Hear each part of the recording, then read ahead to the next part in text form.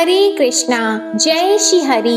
ओम नमः शिवाय। प्रिय भक्तजनों, आज गुरुवार के दिन आप बृहस्पति देव की बड़ी ही दुर्लभ कथा सुनेंगे। इस कथा को सुनने से भक्तों की सभी मनोकामनाएं भगवान बृहस्पति देव की कृपा से पूर्ण हो जाती हैं। तो आइए बड़ी ही श्रद्धा और प्रसन्न चित्त मन से इस कथा को सुनते हैं। भारतवर्ष में एक प्रतापी और दानी राजा राज्य करता था। वह नित्य गरीबों और ब्राह्मणों की सहायता करता था। यह बात उसकी रानी को अच्छी नहीं लगती थी। वह न ही गरीबों को दान देती, न ही भगवान का पूजन करती थी और राजा को भी दान देने से मना किया करती थी। एक दिन राजा शिकार खेलने वन को गए हुए थे, तो रानी महल में अकेली थी। उसी समय बृहस्पति देव साधु वेश में राजा के महल में भिक्षा लेने के लिए गए और भिक्षा मांगी, तो रानी ने भिक्षा देने से इनकार कर दिया और कहा, हे साधु महाराज, मैं तो दान पुण्य से तंग आ गई हूँ। मेरा पति सारा धन लुटाते रहते हैं। मेरी इच्छा है कि हमारा धन नष्ट हो जाए, फिर न रहेगा बांस, न बजेगी बांसुरी। साधु ने कहा, देवी तुम तो बड़ी विचित्र हो। धन संतान तो सभी चाहते हैं, पुत्र और लक्ष्मी तो पापी के घर भी होने चाहिए। यदि तुम्हारे पास अधिक धन है तो भूखों को भोजन दो, प्यासों के लिए प्याऊ बनवाओ, मुसाफिरों के लिए धर्मशालाएं खुलवाओ। जो निर्धन अपनी कुंवारी कन्याओं का विवाह नहीं कर सकते, उनका विवाह करा दो। ऐसे और कई काम हैं जिनके करने से तुम्हारा यश लोक और परलोक में फैलेगा। परंतु रानी पर उपदेश का कोई प्रभाव नहीं पड़ा। वह बोली, महाराज आप मुझे कुछ न समझाएं। मैं ऐसा धन नहीं चाहती जो हर जगह बांटती फिरूं। साधु ने उत्तर दिया, यदि तुम्हारी ऐसी इच्छा है तो तथास्तु। तुम ऐसा करना कि बृहस्पतिवार को घर लीपकर पीली मिट्टी से अपना सिर धोकर स्नान करना, भट्टी चढ़ाकर कपड़े धोना। ऐसा करने से आपका सारा धन नष्ट हो जाएगा। इतना कहकर वह साधु महाराज वहाँ से आलोक हो गए और साधु के अनुसार कई बातों को पूरा करते हुए रानी को केवल 3 बृहस्पतिवार ही बीते थे कि उसकी समस्त धन संपत्ति नष्ट हो गई। भोजन के लिए राजा का परिवार तरसने लगा। तब एक दिन राजा ने रानी से बोला कि हे रानी, तुम यहीं रहो, मैं दूसरे देश को जाता हूँ, क्योंकि यहाँ पर सभी लोग मुझे जानते हैं, इसलिए मैं कोई छोटा कार्य नहीं कर सकता। ऐसा कहकर राजा परदेश चला गया। वह जंगल से लकड़ी काट कर लाता और शहर में बेचता था। इस तरह वह अपना जीवन व्यतीत करने लगा। इधर राजा के परदेश जाते ही रानी और दासी दुखी रहने लगी। एक बार जब रानी और दासी को 7 दिन तक बिना भोजन के रहना पड़ा, तो रानी ने अपनी दासी से कहा, हे दासी, पास ही के नगर में मेरी बहन रहती है, वह बड़ी धनवान है। तू उसके पास जा और कुछ लेकर आ, ताकि थोड़ा बहुत गुजार बसर हो सके। रानी दासी की बहन के पास गई। उस दिन गुरुवार था और रानी की बहन उस समय बृहस्पतिवार व्रत की कथा सुन रही थी। दासी ने रानी की बहन को अपनी रानी का संदेश दिया, लेकिन रानी की बड़ी बहन ने कोई उत्तर नहीं दिया। जब दासी को रानी की बहन से कोई उत्तर नहीं मिला, तो वह बहुत दुखी हुई और उसे क्रोध भी आया। दासी ने वापस आकर रानी को सारी बात बता दी। सुनकर रानी ने अपने भाग्य को कोसा। उधर रानी की बहन ने सोचा कि मेरी बहन की दासी आई थी, परंतु मैं उससे नहीं बोली, इससे वह बहुत दुखी हुई होगी। कथा सुनकर और पूजन समाप्त करके वह अपनी बहन के घर आई और कहने लगी, हे बहन, मैं बृहस्पतिवार का व्रत कर रही थी, तुम्हारी दासी मेरे घर आई थी, परंतु जब तक कथा होती है तब तक न तो उठते हैं और न ही बोलते हैं, इसलिए मैं नहीं बोली। कहो दासी क्यों गई थी? रानी बोली, बहन तुमसे क्या छिपाऊं, हमारे घर में खाने तक को अनाज नहीं था। ऐसा कहते कहते रानी की आंखें भर आई। उसने दासी समेत पिछले 7 दिनों से भूखे रहने तक की बात अपनी बहन को विस्तार पूर्वक सुना दी। रानी की बहन बोली, देखो बहन, भगवान बृहस्पति सबकी मनोकामना को पूर्ण करते हैं। देखो शायद तुम्हारे घर में अनाज रखा हो। पहले तो रानी को विश्वास नहीं हुआ, पर बहन के आग्रह करने पर उसने अपनी दासी को अंदर भेजा तो उसे सचमुच अनाज से भरा एक घड़ा मिल गया। यह देखकर दासी को बड़ी हैरानी हुई। दासी रानी से कहने लगी, हे रानी, जब हमको भोजन नहीं मिलता तो हम व्रत ही तो करते हैं, इसलिए क्यों न इनसे व्रत और कथा की विधि पूछ ली जाए ताकि हम भी व्रत कर सकें। तब रानी ने अपनी बहन से बृहस्पतिवार व्रत के बारे में पूछा। उसकी बहन ने बताया, बृहस्पतिवार के व्रत में चने की दाल और मुनक्का से विष्णु भगवान का केले की जड़ में पूजन करें तथा दीपक जलाएं, व्रत कथा सुने और पीला भोजन ही करें। इससे बृहस्पति देव प्रसन्न होते हैं। और व्रत और पूजन विधि बताकर रानी की बहन अपने घर को लौट गई। 7 दिन के बाद जब गुरुवार आया तो रानी और दासी ने व्रत रखा। घुड़साल में जाकर चना और गुड़ लेकर आई, फिर उससे केले की जड़ तथा विष्णु भगवान का पूजन किया। अब पीला भोजन कहाँ से आए, इस बात को लेकर दोनों बहुत दुखी थी। चूँकि उन्होंने व्रत रखा था, इसलिए बृहस्पति देव उनसे प्रसन्न थे। इसलिए वे एक साधारण व्यक्ति का रूप धारण करके 2 थालों में सुंदर पीला भोजन दासी को दे गए। भोजन पाकर दासी बहुत प्रसन्न हुई और फिर रानी के साथ मिलकर भोजन ग्रहण किया। उसके बाद वे सभी गुरुवार को व्रत और पूजन करने लगी। बृहस्पति भगवान की कृपा से उनके पास फिर से धन संपत्ति आ गई, परंतु रानी फिर से पहले की तरह आलस्य करने लगी। तब दासी बोली, देखो रानी, तुम पहले भी इस प्रकार आलस्य करती थी, तुम्हें धन रखने में कष्ट होता था, इस कारण सभी धन नष्ट हो गया, और अब जब भगवान बृहस्पति की कृपा से धन मिला है तो तुम्हें फिर से आलस्य होता है। रानी को समझाते हुए दासी कहती है कि बड़ी मुसीबतों के बाद हमने यह धन पाया है, इसलिए हमें दान पुण्य करना चाहिए, भूखे मनुष्यों को भोजन कराना चाहिए और धन को शुभ कार्यों में खर्च करना चाहिए, जिससे तुम्हारे कुल का यश बढ़ेगा, स्वर्ग की प्राप्ति होगी और पितृ प्रसन्न होंगे।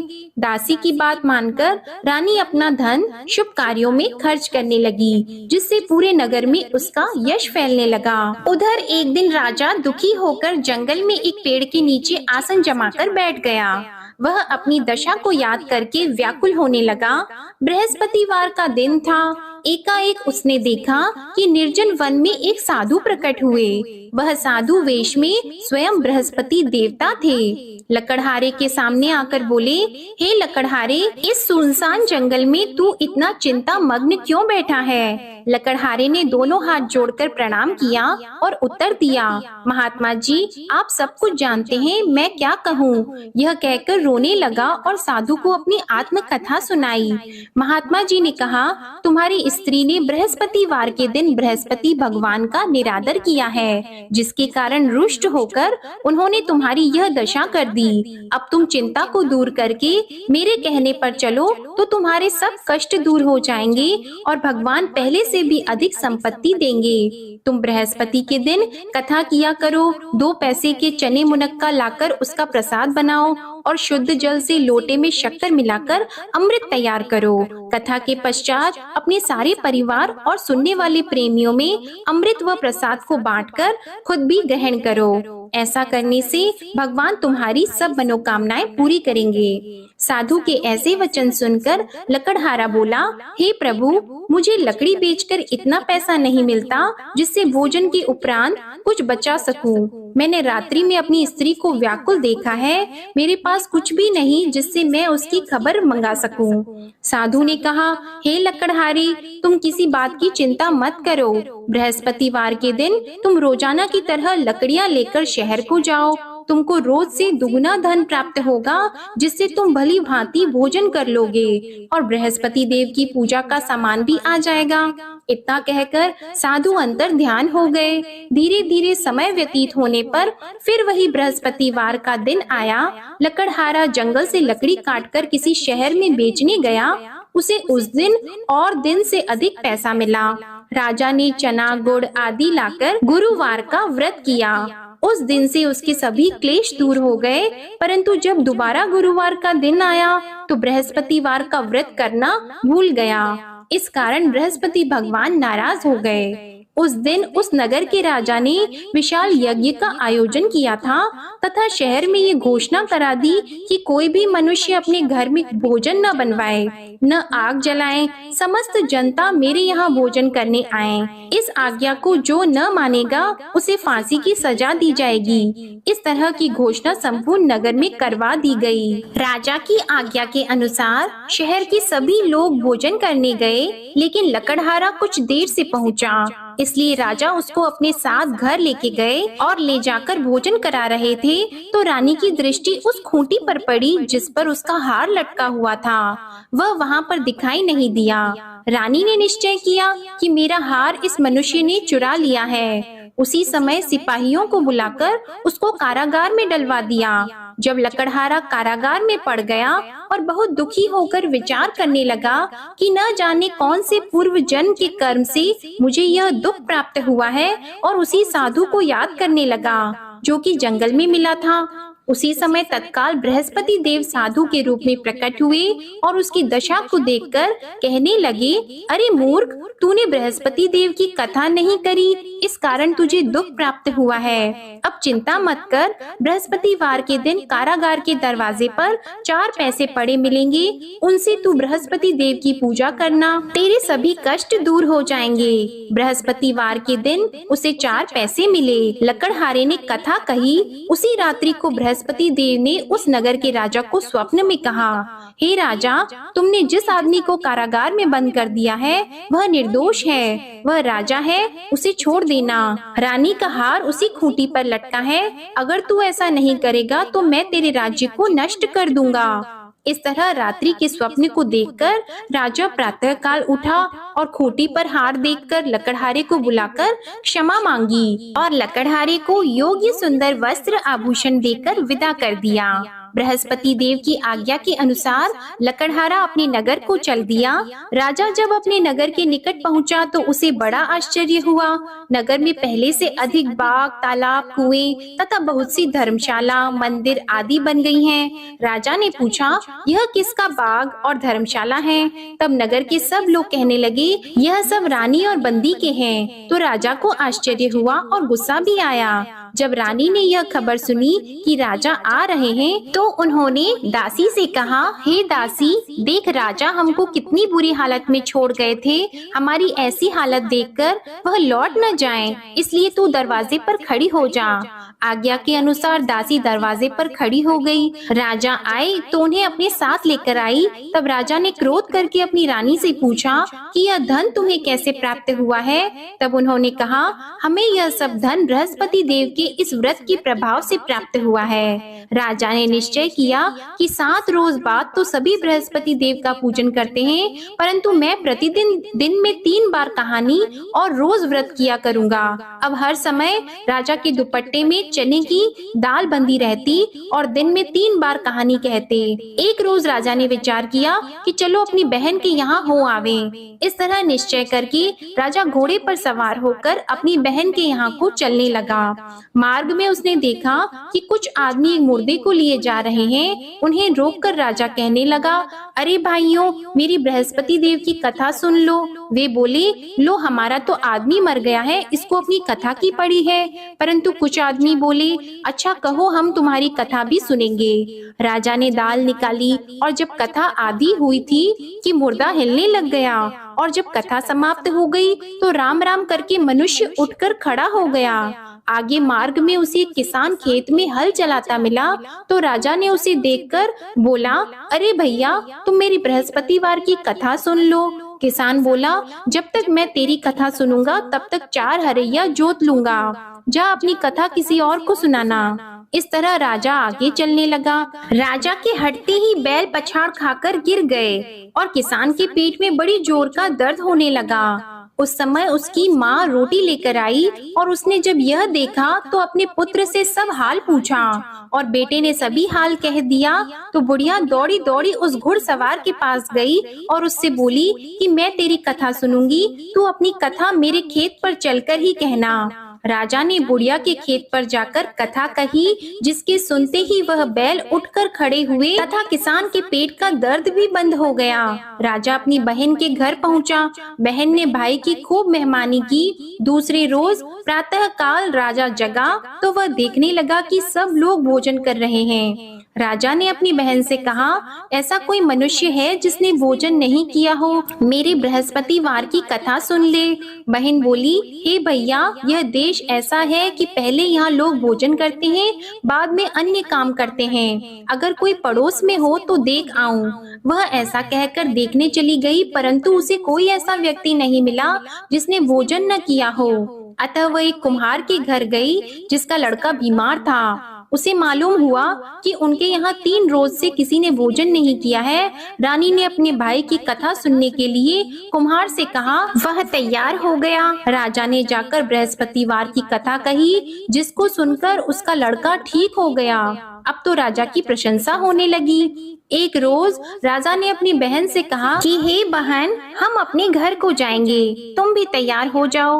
राजा की बहन ने अपनी सास से कहा तो सास ने कहा, हाँ चली जा, परंतु अपने लड़कों को मत ले जाना, क्योंकि तेरे भाई की कोई औलाद नहीं है। बहन ने अपने भैया से कहा, हे भैया, मैं तो चलूंगी पर कोई बालक नहीं चलेगा।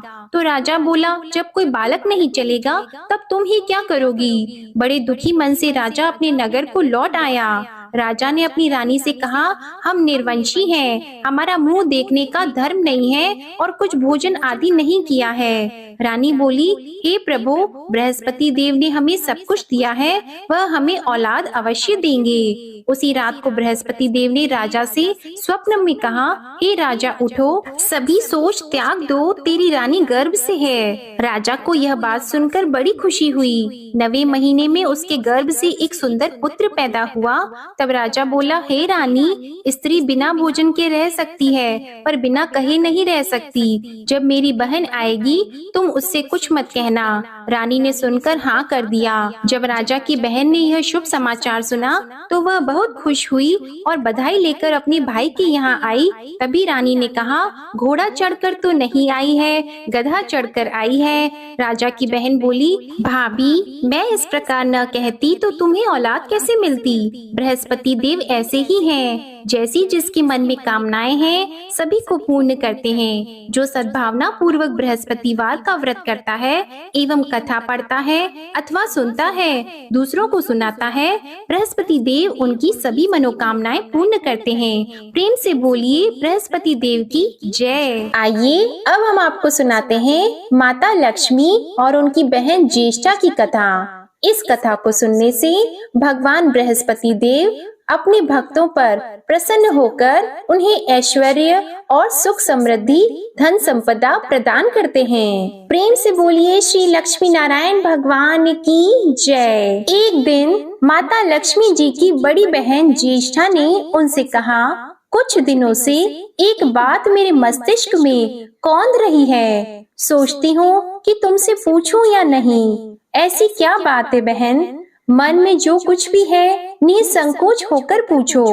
वैसे भी कोई बात मन में न रखकर उसका समाधान कर लेना ही बुद्धिमानी होती है। लक्ष्मी जी ने मुस्कुराकर कहा कि मैं अक्सर यही सोचती रहती हूँ कि सुंदरता में हम दोनों बराबर हैं, फिर भी लोग तुम्हारा आदर करते हैं और मैं जहाँ भी जाती हूँ वहाँ उदासी छा जाती है। मुझे लोगों की घृणा और क्रोध का शिकार होना पड़ता है, जबकि हम दोनों सगी बहनें हैं। ऐसा क्यों है? तब लक्ष्मी जी ने हंसकर कहा, सगी बहन या समान सुंदरता होने से ही आदर नहीं मिलता है, उसके लिए अपने को भी कुछ करना चाहिए। लोग मेरा आदर इसलिए करते हैं क्योंकि मैं उनके घर पहुँचते ही सुख के साधन जुटा देती हूँ। संपत्ति और वैभव से आनंदित होकर लोग मेरा उपकार मानते हैं, तभी मेरी पूजा करते हैं। उधर तुम्हारा यह हाल है कि जिसके यहाँ भी तुम जाती हो उसको गरीबी, रोग और आपदा सहन करनी पड़ती है। इसी वजह से लोग तुमसे घृणा करते हैं। कोई तुम्हारा आदर नहीं करता। आदर पाना है तो दूसरों को सुख पहुंचाओ। ज्येष्ठा को लक्ष्मी जी की बात चुभ गई। उन्हें लगा कि लक्ष्मी को अपनी महिमा का अभिमान हो गया है। उन्होंने तड़प कर कहा, लक्ष्मी, तुम मुझसे हर बात में छोटी हो, अवस्था में भी छोटी हो और प्रभाव में भी छोटी हो।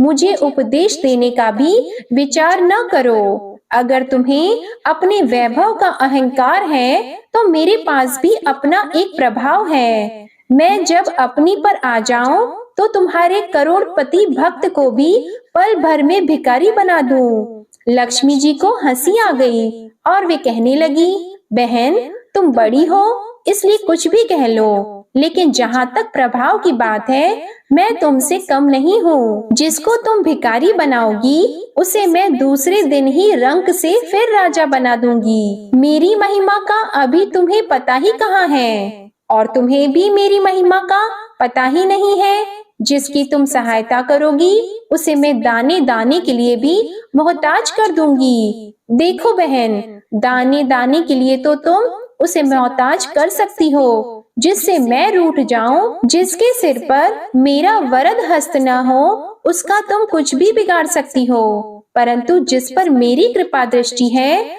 उसका कोई भी बाल तक बांका नहीं कर सकता। अगर तुम अपना प्रभाव दिखाने को इतनी ही उतावली हो रही हो तो कल अपना प्रभाव दिखाकर देख लेना। ठीक है, बोलो कहाँ चले? दूर क्यों जाएं? पास ही अनुराधापुर है, उसमें एक ब्राह्मण रहता है, दीनानाथ। वह रोज मंदिर में पूजा करने जाता है और मेरा पक्का भक्त है। उसी पर हमें अपनी अपनी महिमा दिखानी है। ज्येष्ठा को बहुत ही ताव आ गया। उन्होंने हाथ झटक कर कहा, ठीक है, और चली गई। लक्ष्मी जी वहीं खड़ी खड़ी बहन के क्रोध और अहंकार पर मुस्कुराती रहीं। दूसरे दिन दोनों बहनें अनुराधापुर के विष्णु मंदिर में पहुंची। उन्होंने अपना वेश बदल रखा था। साधारण स्त्रियों की तरह वे दोनों मंदिर के द्वार पर बैठ गईं। लोगों ने देखा अवश्य, किंतु किसी ने उनकी ओर खास ध्यान नहीं दिया। ध्यान देने वाली कोई खास बात थी भी नहीं। वह मंदिर था और वहाँ हर रोज दीन दुखी आते जाते रहते थे। वहाँ आने वाले सभी किसी न किसी परेशानी में घिरे रहते थे। फिर भला उन्हें किसी दूसरे की परेशानी से सरोकार हो सकता था? थोड़ी देर बाद वहाँ दीनू पंडित आया। दोनों बहनों की नजरें उस पर जम गईं। पूजा करके जब वह लौटने लगा तो ज्येष्ठा ने कहा, लक्ष्मी, वह तुम्हारा भक्त आ रहा है, बन पड़े तो कोई सहायता करो। हाँ करती हूँ, कहकर लक्ष्मी जी ने एक पोला बांस दीनू के रास्ते में रख दिया, जिसमें मोहरें भरी हुई थी। ज्येष्ठा ने बांस को छूकर कहा, अब तुम मेरा प्रभाव भी देख लेना। पूजा करके लौट रहे दीनू ने रास्ते में पड़ा हुआ वह बांस का टुकड़ा उठा लिया। उसका विचार था कि वह किसी काम आ जाएगा। घर में 100 जरूरतें होती हैं। अभी वह पंडित कुछ आगे ही बढ़ा था कि उसे एक लड़का मिला। लड़के ने पहले पंडित जी से राम राम की, फिर बड़ी ही नम्रता से बोला, पंडित जी, मुझे अपनी 4 पाई के लिए बिल्कुल ऐसा ही बांस चाहिए। दादाजी ने यह कहकर भेजा है कि जाओ बाजार से ले आओ। ऐसा बांस पंडित जी कहाँ मिलेगा? दीनू ने कहा, मैंने मोल नहीं लिया, रास्ते में पड़ा था सो उठा लाया। लो, तुम्हें जरूरत है तो तुम ही रख लो, वैसे बाजार में 1 रुपए से कम का नहीं है। तब लड़के ने चवन्नी देते हुए कहा, मगर मेरे पास तो यह चवन्नी ही है पंडित जी, अभी तो आप इसे ही रखिए, बाकी 12 आने शाम को दे जाऊंगा। पंडित जी खुश थे कि बिना किसी हील हुज्जत के रुपया कमा लिया। दीनू पंडित ने चवन्नी लेकर बांस लड़के को दे दिया और वह चवन्नी अपनी डोलची में रख दी। मंदिर के पास खड़ी दोनों देवियां यह सारी लीला देख रही थी। तो ज्येष्ठा ने कहा, लक्ष्मी, देखा तुमने, तुम्हारी इतनी सारी मोहरें मात्र एक चवन्नी में बिक गईं। और अभी क्या, यह चवन्नी भी तुम्हारे भक्त के पास नहीं रुकेगी। चलो उसके पीछे चलते हैं और देखते हैं क्या होता है। दोनों बहनें दीनू के पीछे पीछे चलने लगी। एक तालाब के पास दीनू ने डोलची रख दी और कमल के फूल तोड़ने लगा। उसी बीच एक चरवाहे का लड़का आया और डोलची में रखी हुई चवन्नी लेकर भाग गया। दीनू को पता ही नहीं चला। फूल तोड़कर वह अपने घर चलने लगा। इतने में वही लड़का आता हुआ दिखाई दिया जिसने चवन्नी देकर उससे बांस ले लिया था। करीब आकर वह बोला, पंडित जी, यह बांस तो बहुत वजनी है। दादाजी ने कहा है कि कोई हल्का बांस चाहिए, इसकी चारपाई ठीक न होगी। यह लीजिए, आप अपना बांस वापस ले लीजिए। कहकर उसने बांस पंडित जी के हवाले कर दिया। दीनू ने बांस ले लिया, लेकिन चवन्नी तो डोलची में थी ही नहीं। तब उसने कहा, बेटा, चवन्नी तो कहीं गिर गई, तुम मेरे साथ घर चलो, वहाँ दूसरी दे दूंगा। इस समय मेरे पास एक भी पैसा नहीं है, तब आप जाइए, मैं शाम को आकर घर से ले लूंगा। यह कहकर लड़का अपनी राह लौट गया। बांस फिर से पंडित जी के ही पास आ गया और लक्ष्मी जी हौले से मुस्कुराई। उनको इस प्रकार मुस्कुराते देखकर ज्येष्ठा मन ही मन जल उठी। वह बोली, अभी तो खेल शुरू ही हुआ है, देखती चलो मैं इसे कैसे तिगनी का नाच नचाती हूँ। दीनू बेचारा इन सब बातों से बेखबर अपनी ही धुन में आगे बढ़ा चला जा रहा था। उसे क्या पता था कि वह शतरंज का मोहरा बना हुआ है। वह तो धूप छांव की भांति दोनों बहनों का प्रभाव सहता चुपचाप चला जा रहा था। आगे चलकर गांव का एक अहीर मिला। उसने दीनू को चवन्नी वापस करते हुए बताया, पंडित जी, मेरा लड़का आपकी डोलची से यह चवन्नी उठा लाया था। यह बड़ा ही शैतान है। मैं आपकी वही चवन्नी लौटाने आया हूँ। हो सके तो उस शैतान को माफ कर दीजिएगा। दीनू ने आशीर्वाद देकर चवन्नी ले ली और प्रसन्न मन से उस लड़के को पुकारने लगा, जो शाम को घर आकर चवन्नी लेने की बात कहकर लौटा जा रहा था। आवाज सुनकर लड़का लौट आया।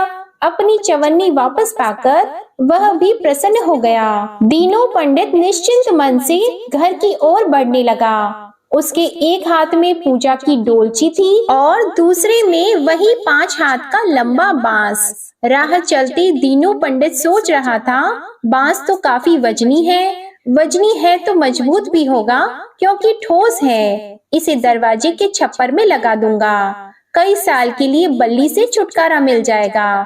तब ज्येष्ठा को उसके विचार पर क्रोध आ गया। लक्ष्मी जी के प्रभाव से दीनू को लाभ होता देखकर वह मन ही मन बुरी तरह जली जा रही थी। जब उन्होंने देखा कि पंडित का घर करीब आ गया है, तो कोई उपाय न पाकर उन्होंने दीनू को मारने डालने का विचार किया। उन्होंने कहा, लक्ष्मी, धन संपत्ति तो मैं छीन ही लेती हूँ, अब तुम्हारे भक्त के प्राण भी ले लूंगी। देखो वह किस तरह तड़प तड़प कर मरता है। और वह तुरंत सांप बनकर दीनू की ओर दौड़ पड़ी। लक्ष्मी जी को तनिक भी घबराहट नहीं हुई। वह उसी तरह खड़ी खड़ी मुस्कुराती रही। सहसा दीनू चौंक पड़ा। एक भयानक सांप फन उठाए उसकी ओर झपट रहा था। प्राण तो सभी को प्रिय होते हैं, उपाय रहते कोई अपने को संकट में नहीं पड़ने देता। दीनू ने पगडंडी वाला रास्ता छोड़ दिया और एक ओर को भागने लगा, लेकिन सांप बनी ज्येष्ठा उसे भला कहाँ छोड़ने वाली थी। वह तो उस गरीब के प्राणों की प्यासी हो चुकी थी। वह भी दीनू के आगे पीछे दाएं बाएं बराबर दौड़ती ही रही। दीनू घबरा गया।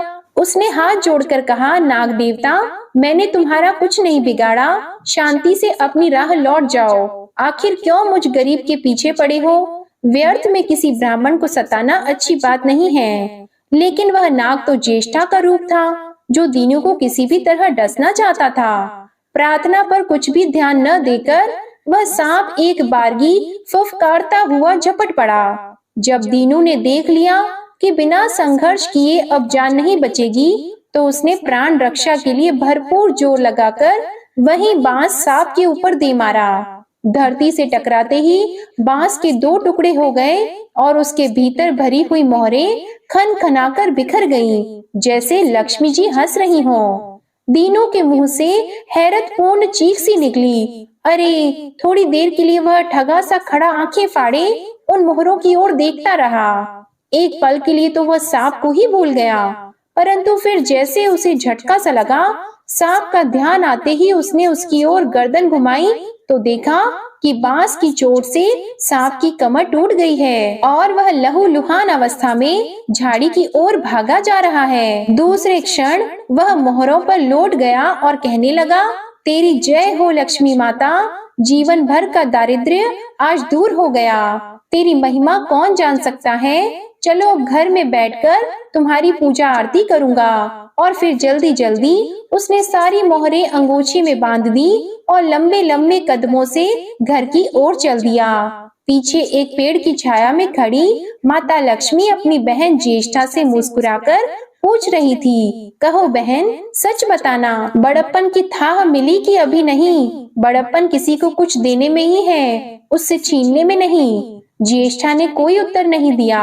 वह चुपचाप उदास खड़ी रही और लक्ष्मी जी ने उनका हाथ पकड़कर कहा, फिर भी हम दोनों बहनें हैं, जहाँ रहेंगी साथ ही रहेंगी। प्रेम से बोलिए माता लक्ष्मी और भगवान विष्णु जी की जय। अब आप भगवान बृहस्पति देव की आरती श्रवण कीजिए। ओम जय बृहस्पति देवा, ओम जय बृहस्पति देवा। छिन्न छिन्न भोग लगाओ, कदली फल मेवा। ओम जय बृहस्पति देवा। तुम पूर्ण परमात्मा, तुम अंतर्यामी, जगत पिता जगदीश्वर, तुम सबके स्वामी। ओम जय बृहस्पति देवा। चरणामृत निज निर्मल, सब पातक हरता, सकल मनोरथ दायक, कृपा करो भरता। ओम जय बृहस्पति देवा। तन मन धन अर्पण कर, जो जन शरण पड़े, प्रभु प्रकट तब होकर, आकर द्वार खड़े। ओम जय बृहस्पति देवा। दीन दयाल दयानिधि, भक्तन हितकारी, पाप दोष सब हरता, भव बंधन हारी। ओम जय बृहस्पति देवा। सकल मनोरथ दायक, सब संशय तारो, विषय विकार मिटाओ, संतन सुखकारी। ओम जय बृहस्पति देवा। जो कोई आरती तेरी प्रेम सहित गावे, ज्येष्ठानंद बंद सो सो निश्चय ही पावे। ओम जय बृहस्पति देवा। ओम जय बृहस्पति देवा। प्रेम से बोलिए भगवान बृहस्पति देव की जय। बोलिए भगवान श्री लक्ष्मी नारायण जी की जय। आपको आज की कथा पसंद आए तो वीडियो को लाइक करिएगा, शेयर करिएगा, कमेंट में भगवान बृहस्पति देव जी की जय लिखिएगा और चैनल को भी सब्सक्राइब करिएगा।